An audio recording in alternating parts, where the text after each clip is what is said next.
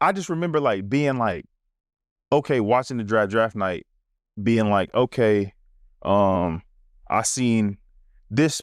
Okay, I killed this person in a workout, so I know I'm going. Like, because they just got drafted. Yeah, like, and I've been kicking his ass my whole life. Like, he can't fuck with. I'm going soon for sure. Yeah, I'm really thinking it's about like, oh, like who's the best basketball player? Like, oh, I'm a better basketball player than him. Like, I'm getting drafted soon, and that's not what it's like. It's not that black and white. Like, it's not about that necessarily. It's not about that necessarily. Like, so I'm like really like, all right, like, come on, like y'all can't play with me like this. I'm still like, because y'all drafting these people like who they never done, like they cool, like, you know, but I've played against them, like and done in high level situations. Yeah, so it's cool. Then it get late and I'm like, oh shit, like I'm breaking down, like, oh shit. Like, yeah. I'm like, it's funny now. It's like, oh man, like this really coming to like, you know, it's your worst nightmare. Really. Yeah. So it's like, man, this really about to happen to me, like to me? It's crazy. So, you know, I was devastated for sure. I was devastated for probably a couple years, honestly. Really? Yeah. Just because I didn't have like a too tough of a way to the league after that. That was like before two ways and before like every team had a G League team. So I got signed to Summer League. They was like, you got a real chance, like, go. And I killed Summer League and I got signed and I had a standard contract for like a year and a half.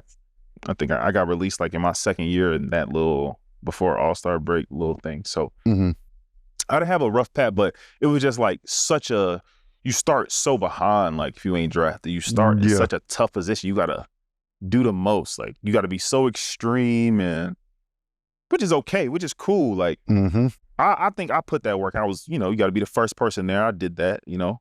But then once you get to a certain point, like, okay, I did that for a year. Then I got to my second year. I'm like, okay, how can I take that next step? I'm working out 3 times a day. You know, which is not, I've always been like that. I've always worked out. Like I don't, you know, so. But you're expecting like. So I'm like expecting like a new role, like, you know, give me an opportunity. We went to the playoffs, lost first round, and I'm like, cool, like that's cool. That was fun to watch, but come on. Like, come on, bro. Let me get some. Let's take this to another level. Like, give me a chance. Yeah. And I just never got a real chance. Like, they put me in at the end of a few games still, like my second, and we losing on top of that. So once, you know, you can feel like once my coach actually told me like one game we was playing the Raptors. I think it was probably maybe the 10th, 11th game of the year. I hadn't played playing the Raptors, and that was when DeRozan was on the team. He was like, you better be ready tonight. You might have to guard DeRozan. Like, you might even start. And this is like before I'm playing. I'm not in the rotation at all, but he just tell me this. So I'm like, all right, bet, I'm ready. I'm hyped. Like, I feel like I called my pops. Like, I think my pops fly in. So I'm hyped. Like, I'm ready. I don't play at all. Like, DNP. He looked me dead in my face. Like, you might start tonight and you got to be ready. And like, I didn't play at all. So I'm like, okay, cool. Like, I'm about to play. I didn't play at all. And I'm like, all right, they're about to cut. I got a feeling like they're about to cut me. Like, you just knew it. Yeah, you know, just because that made no sense. Like, we losing every game. I'm not playing. Cool. All right. So I get released and go to the G League. It was called the D League, I think, still. That was like the last year of the D League. I have a really good year. I have a really good year. I think I hurt my back. I was shooting like 60% from 3, like, or like 55% from 3 for like the last 2 months or something. So the Sixers, they traded my rights to the Sixers or whatever. I was on the Sixers G League team, D League team, and they was telling me like, oh, you gonna get a call up soon. You gonna get a call up, sure. And then last game of the year, I think I was gonna get like a last 10 day or whatever. You know, the G League is over like a few weeks before, yep. So the last game of the year, I hurt my back. I can't even move. Like, so that went out the window. Next year, I played like the whole year in the G League until the showcase. And then I got a few 10 days with the Mavs.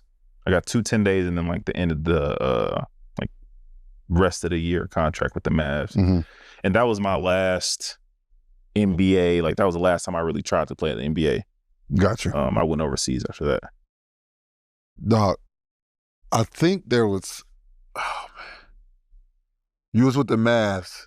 Y'all played in Orlando. Am I right? Yep. Bro, I think DP, Dwight Powell, told me a story.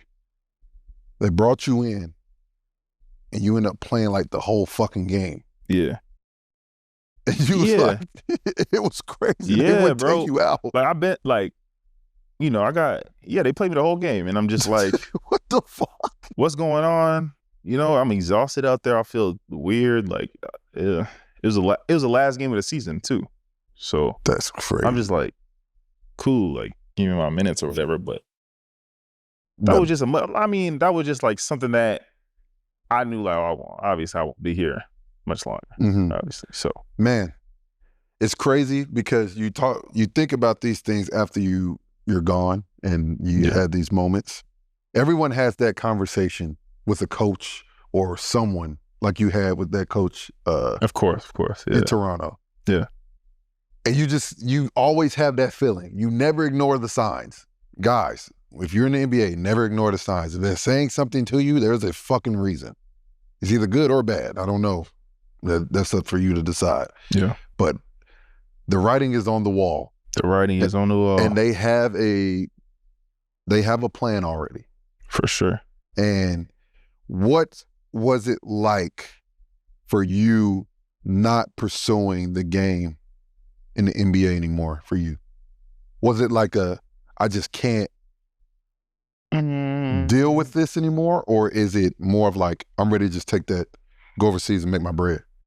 I was just ready to go overseas and make my bread, really. Like, it was just like, I was kind of getting, I didn't really play that well, honestly. I had a few good games, but so I was just frustrated, really. And I didn't want to do the G League thing again. Yeah. That was just a waste of time at that point. So my agent talked me into going to Istanbul. So I was like, all right. I mean, that was tough for me to do. Super tough for me to do. But I settled in quick. Like, yeah. You go over there and you be like, oh, Istanbul's like better than Houston. Yeah. Yeah, so. For sure. It's nice. I mean, at the end of the day, you want to hoop. For sure. You want to hoop, or That's really what it is, too. That was about going overseas, too. Like, I was so used to, like, being able to hoop, like, you know? And then trying to make the NBA is such about, like, I'm hooping and I'm playing well just so I can get to a certain point and then, like, just so you can just say you're on a team and then sit down. Yeah. Like, so it's like, if you got that type of passion to play in the NBA, for sure. Like, I had that type of passion for the NBA, but I think that I started to, you know, as a kid, you think about the NBA more than you think about yourself, really. Like, 1000%. I want to be in the NBA more than I care about anything than myself, than my, like, but at certain, like, then it just switched. Like, I just cared about, like, just, you know, living. I cared about basketball and how I played and how I enjoyed basketball more than I cared about, like, trying to say that I made the NBA, which 1000%. It's really it's a mental health and a mental aspect to it where it's like you grow up and you're part of something all the time. Scout reports. You're really diving into, okay, how we beat this team. And then when you're not a part of that for a minute, you miss that shit. Nah, for real. You know what I'm saying? So it's like, then you're just searching for that. And that's probably why you say when you went to Istanbul, you're like, man, fuck, bro. Yeah. Like, I'm the focal point. Yeah, and they love you out there. They like, love you. Like, if you do your thing, they love you. Oh, my gosh. So, and you playing at a high, like, Turkey probably has, like, second best league overseas, I would say, after Spain. So you playing at a high level, making good money, ain't no taxes. They paying for your food. I mean, they paying for your house and your car. It's things to do. So obviously, as a young man, you don't really look at it like that. You like, man, I just got to be in the NBA, bro. I don't care. Like, I'm heartbroken without the NBA. Like, you know. But then you come to a realization, like, you know, it's cool. Like, I had my NBA experience for sure, so I can always say that. I always can say that I reached there, I went there. But I can, like, it's things that I have that I can compare to playing in the NBA, like the feeling of like happiness and what things that I'm grateful for sure. more than playing in the NBA. And so that I wouldn't trade for playing in the NBA at all. For sure. So, you just got to live through that. Like live on your blessings, not look at it like, oh, what you didn't do or what could have been or what happened or, feel sorry for yourself. For sure. Because at the end of the day, and you mentioned it earlier, the people out there overseas love hoops, bro. Yeah, they love you. And they love you. You hoop, you like the best thing they ever seen. You beat their rival or what? Oh, my gosh. You good for life over there. You good for life over there. And at the end of the day, it's good hoops. It's one of the things that we all strive for. It's just like, why we started playing the game in the first place, because the shit was fun. And we were able to do our thing and like be a part of something. And that's what you're looking for. And that's why I say all the time, the stars are the stars. Yeah. Because they still have that feeling in the fucking NBA. You know what I'm saying? If you had the freedom of fucking Devin Booker. Yeah. Or Luka. I mean, I never really thought I never think of it like that, because that's just like, man, that's just like a set, like you got to go to that right organization. They got to have the right team. 1,000%. They got to care about you. They got to have a plan for you. They got to also like, their plans have to involve you. Like, It's not about winning. It's not about nothing. It's about like giving you do they give you a real chance to develop? Do they give you a real 2 years to develop? Yep. Like, I feel like if you get a real 2 years to develop, like, you see who you really are. That's on you. Yeah. That's when I feel like, okay, that's on you. Like, if you got real rotation minutes for more than a season, like, that's on you. Honestly, that's on you. I agree. I mean, it's tough for me. And like I said, I know there's guys and there's every situation is different.